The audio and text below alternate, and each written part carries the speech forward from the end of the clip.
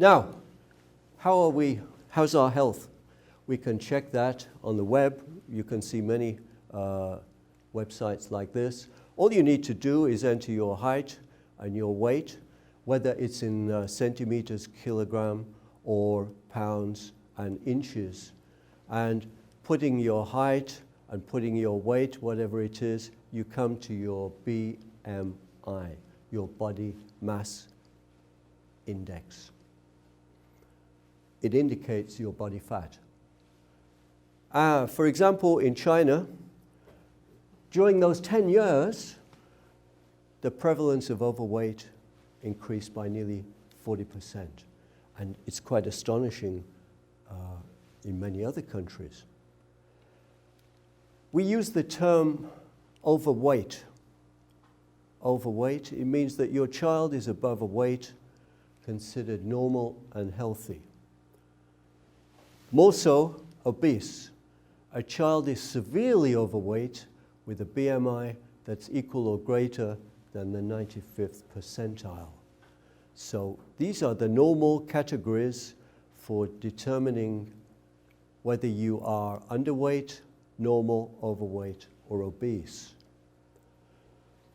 Actually, it's a little bit different for Asians maybe. People say we don't take those figures, 25. We take in Japan 25 or 30 for obese. They give slightly different values depending on the body fat content.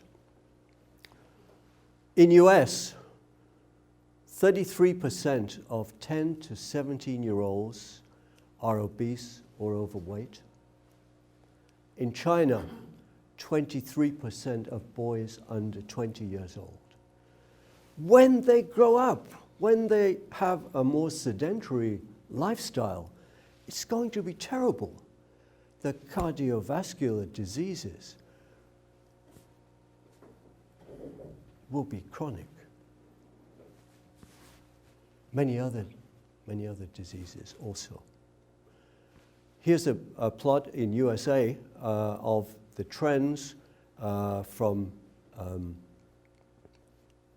these years, and we're really going into the brown colors to see how obesity is more widespread because of exercise and because of diet.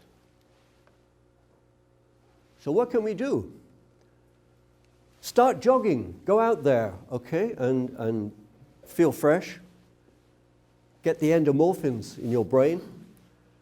First of all, get some sports shoes. That helps you. Don't go out in your old shoes. Get some good sports shoes. Pay a bit, get some Nike or Skechers. Choose your route and walk it a few times. I did that the first time. I went around a block, 400 meters, and when I tried to run, I was out of breath. Yeah, the first time, I remember. Stretch before and after you run. Well, it's not so important because we don't run fast. And it's good to do. It's good to stretch and keep flexible, but I don't half the time. Run slowly at first, a few times a week. Don't start off crazy and strain your hamstring or some other muscle. Take it easy the first few times. Avoid heel strike. Yeah, when you're running, your toe hits the floor first, not your heel. Heel for walking, okay, but for running, it must be your toe that hits the ground. Keep the upper body relaxed. Relax, yes, okay, relax. And hold your arm at 90 degrees position, yes. Run tall. Okay, keep straight back. Don't run like this. Good to breathe now and again. Okay, breathe, yeah. And I didn't realize until this year, my son David told me, don't breathe like that. Breathe twice in and once out. You're taking much more air when you're breathing like that. I never did it until this year. I wish he'd told me 30 years ago, but he wasn't around.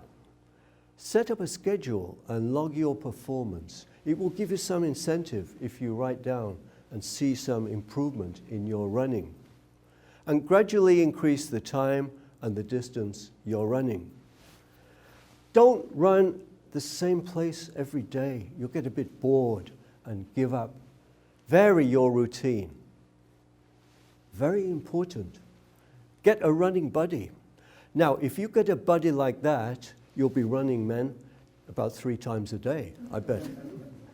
So get a running buddy. It really helps, yeah. Sign up for a charity race to help people and to get people to support you. It will really motivate you because you have to compete then if people are supporting you with cash.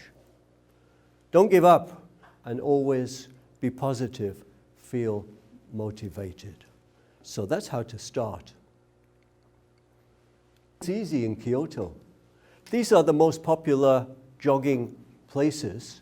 Along here, the Kamogawa River is quite a favorite place to run. I run there and you see people on bicycles, people eating their lunch, people playing musical instruments. So it's fun to run there as well as the scenery, which is great. There are some websites telling you the monthly marathon homepage, the events running in Kansai, and there are some blogs. There's one I like by the Kansai runner on Facebook. He's Randy Pullman, and he gives a lot of useful hints about running in Kyoto.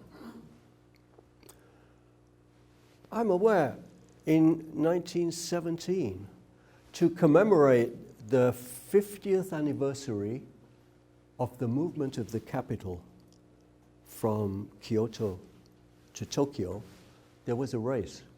And this was the name. And I don't know how many people took part, some from East, some from West Japan. And they ran from Kyoto to Tokyo Ueno, which is 516 kilometers. But I didn't see that race was repeated. I wonder why. It just commemorated the 50th anniversary.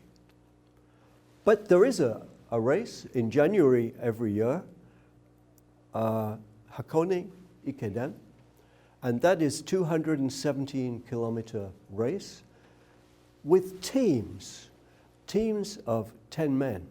And in the last couple of years, these universities have been the champions. A very famous race. These guys are fast. I mean, they can do 5K in 13, 14 minutes.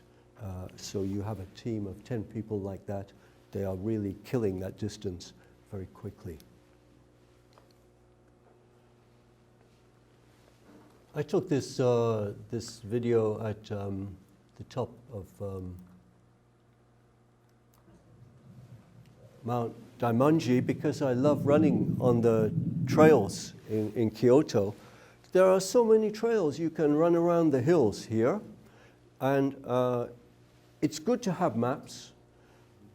The trails are very natural. They don't have concrete. They don't have barriers. You just run on natural trail.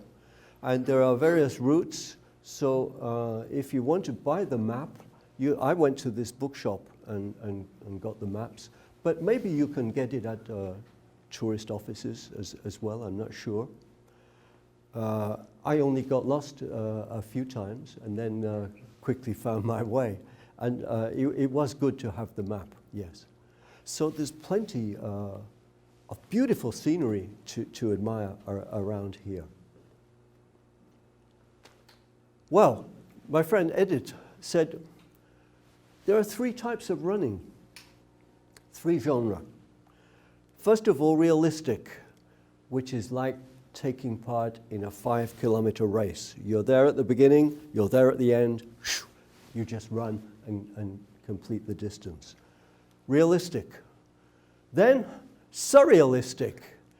You're running around a track for 24 hours. It blows your mind.